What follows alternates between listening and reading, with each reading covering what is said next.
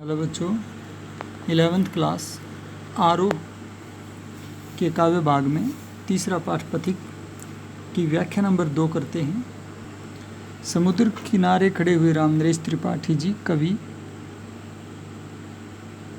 प्राकृतिक सौंदर्य का वर्णन करते हुए कहते हैं कि जब सूर्योदय हो रहा है तो कैसा दृश्य समुद्र किनारे का होता है। निकल रहा है जल निधि तल पर दिनकर बिंब अधूरा, यानी जल निधि माने सागर के, तल माने सतह के ऊपर, अधूरा सूर्य का प्रतिबिंब निकला हुआ है, यानी सूर्योदय हुआ है जिसमें आधा सूर्य ऊपर दिखाई देता है, आधा अभी दिखाई नहीं दे रहा है। कमला के कंचन मंदिर का मानो कांत कंगूरा, ऐसा लगता है मानो। इसमें उत्प्रेक्षा अलंकार है इस लाइन में कि लक्ष्मी जी का नाम है कमला। कंचन मंदिर क्या होता है? कंचन मंदिर होता है स्वर्ण मंदिर, सोने का मंदिर। मानो लक्ष्मी जी के स्वर्ण मंदिर का कोई चमकीला कंगूरा हो, आभायुक्त कंगूरा हो, गुंबद जो होता है। लाने को निज पुण्य भूमि पर लक्ष्मी की असवारी, रत्नाकर ने निर्मित कर दी स्वर्ण सड़क अति प्यारी।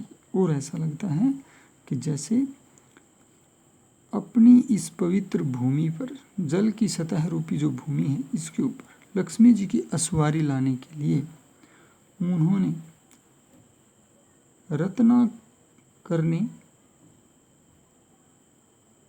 सोने की बहुत ही प्यारी सड़क बना दी हो, ऐसा लगता है। स्वर्ण सड़क में अनुप्रास अलंकार है और प्रत्येक पंक्ति में स्वर मिलते हैं, इसलिए स्वर मैत्री अलंकार भी है। जल निधि तल, यहाँ जो है पद मैत्री अलंकार है।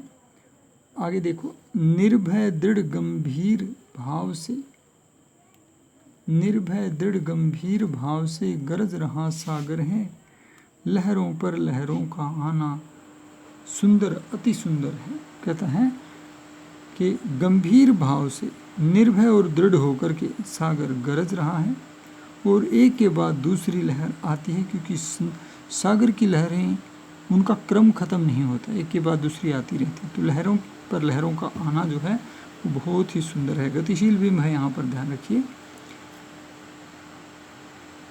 और इसके अतिरिक्त जो है मानवीकरण अलंकार भी है। मानवीकरण पूरी कविता में मिल जाएगा आपको। कहो यहाँ से बढ़कर सुख क्या पा सकता है प्राणी, प्रश्न अलंकार है। पूछता है, हे प्रिय बताओ, क्या यहाँ प्रकृति की गोद को छोड़कर और कहीं किसी भी संसारिक सुख में कोई प्राणी क्या इतना सुंदर आनंद पा सकता है, सुख पा सकता है? अनुभव करो हृदय से हे अनुराग भरी कल्याणी, हे अनुराग भरी कल्याणी, हे देवी अपने हृदय में अनुभव करो कि क्या इस प्रकृति प्रेम के बड़ा भी कोई प्रेम है।